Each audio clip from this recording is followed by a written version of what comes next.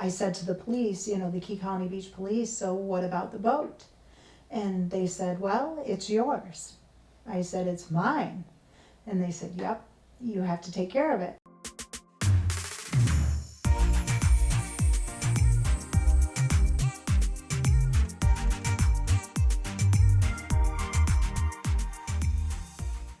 So my name is Laura Salzberg. I'm initially from Michigan. I went to Michigan State University, and my husband and I decided to move down here to the Florida Keys. We had a job opportunity as condo association managers. My husband is the maintenance manager and I am the office manager. We came down to the Florida Keys because it's pretty special. I think to all people, the Florida Keys is something very special and very fun to do. So when the opportunity was presented to us, and that came about in a pretty funny story also, but when the opportunity was presented to us, we really had to decide, is this what we're going to do?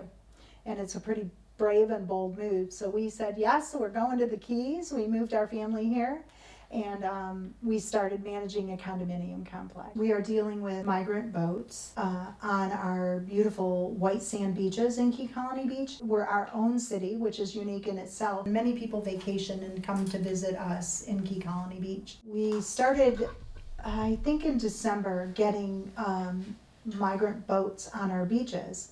The first migrant boat came and we had 15 people on the boat from Cuba.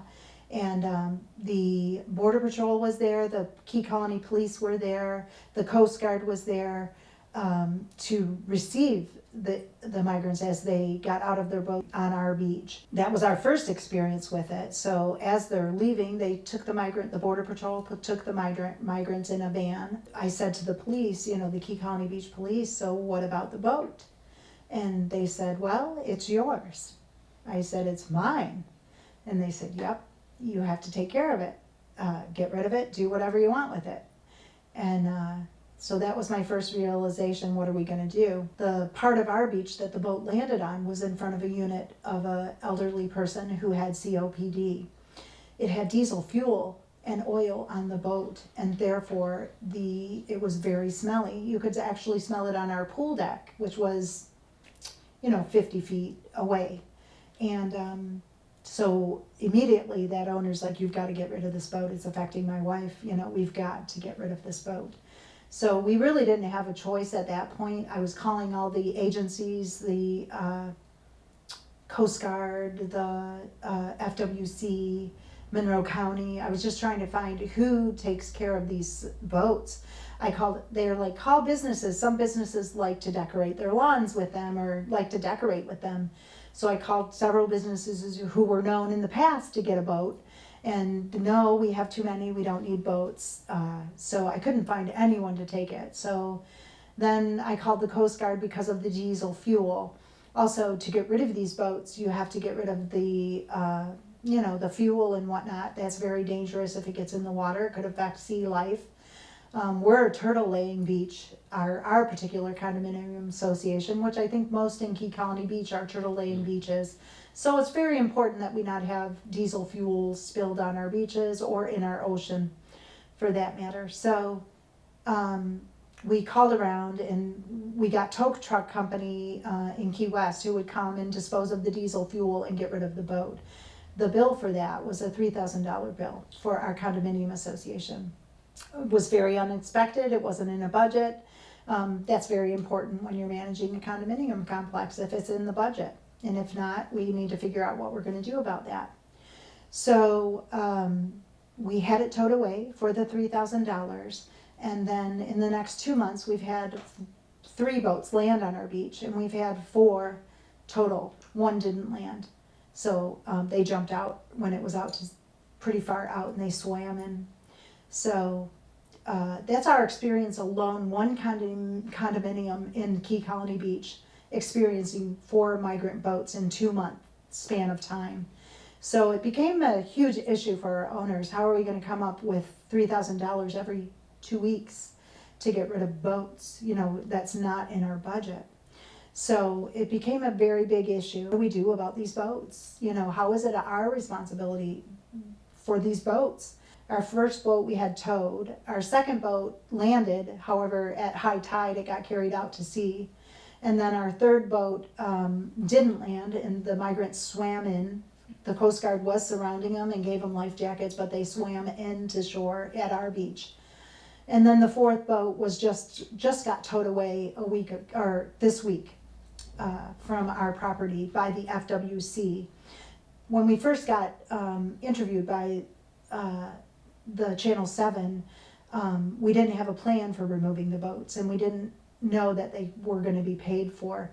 The Governor DeSantis came up with getting us help from the Coast Guard, and also helping us to not have to pay to have all these boats removed, because it became more serious in the past 2 months, almost so much so that certainly our little city community could not handle the brunt of all that land on Key Colony Beach.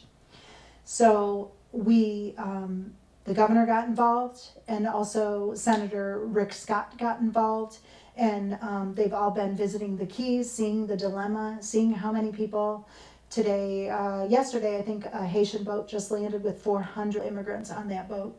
So it's a huge, huge problem for Key Colony Beach. It's a huge, huge problem for all the condominium management and owners. And it seems the FWC now has been instructed to pay for getting rid of these boats, which we're thrilled about. And it all started with a television interview.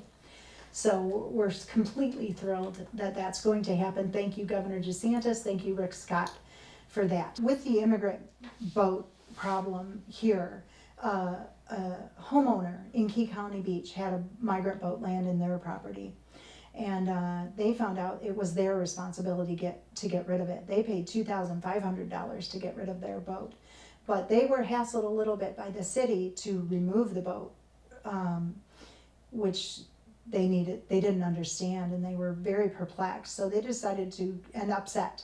And they decided to get Channel 7 out. The Coast Guard told us there are 50 to 60 boats a day landing in the Florida Keys. And that doesn't include the mass boats with 300, 400 people on them. So it is quite a problem. And so they started it with Channel 7. While they were interviewing, this homeowner is friends with people in our condominium association.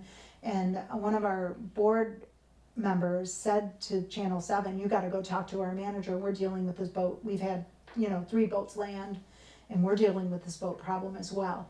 So Channel 7 came over and said, are you Laura? And I want to speak to you about your migrant boat problem.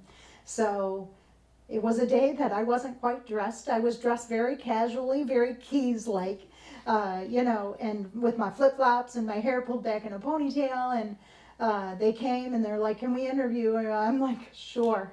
So we walk out to the migrant boat on our beach, and that was the backdrop for the interview. It was in the afternoon and the sunshine was in my face. So I'm squinting, and my husband's saying to me, oh my gosh, you're squinting the whole time. You're giving them dirty looks. They're going to think you're mad. And I'm like, I wasn't mad. I was squinting because of the sun.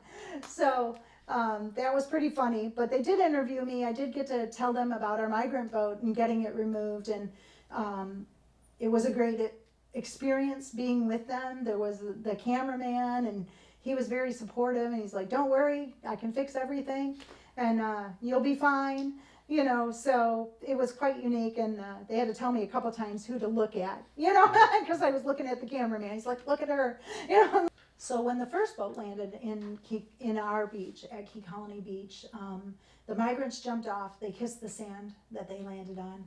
And many of our owners and the people who watched them come in, because you can see them coming in, you can see the Coast Guard, you can see it all happening, and there's really nothing you can do. They offered them water and food and clothing, and these are owners and people who are there just standing there watching, and they were just mesmerized that we had food to just give them. So that was foreign to them. So we know it's a pretty tough situation over there if they're thinking that we have food and we have water and it's pretty special. They were never more elated than to get here. I really feel for these people who land here. There's a reason they're coming. There's a reason they're risking their lives in these makeshift boats to go overseas. There is one boat that I saw at a different beach that landed was made out of styrofoam and chicken wire. So for these people to go out in open sea in styrofoam and chicken wire, you know something's going on. There is a reason that these people need help. We just need to come up with a solution. After my interview with Channel 7, I did quite a lot of notoriety for doing the interview, not just because of the migrants and the expense, but just our small community is a very small community, a very loving community. And I was eating lunch with all the local community managers in Key Colony Beach. We do lunch once a week as a meeting, and I went over to say hello to somebody, and the fire chief shoved his hand out and shook my hand. And I don't know the fire chief personally, so I can't help but think it was my interview on Channel 7 that drew his attention. And I'm sure all the medical, fire, police, I'm sure they appreciate any help that our interview may have brought to help Key Colony Beach with the migrant issue.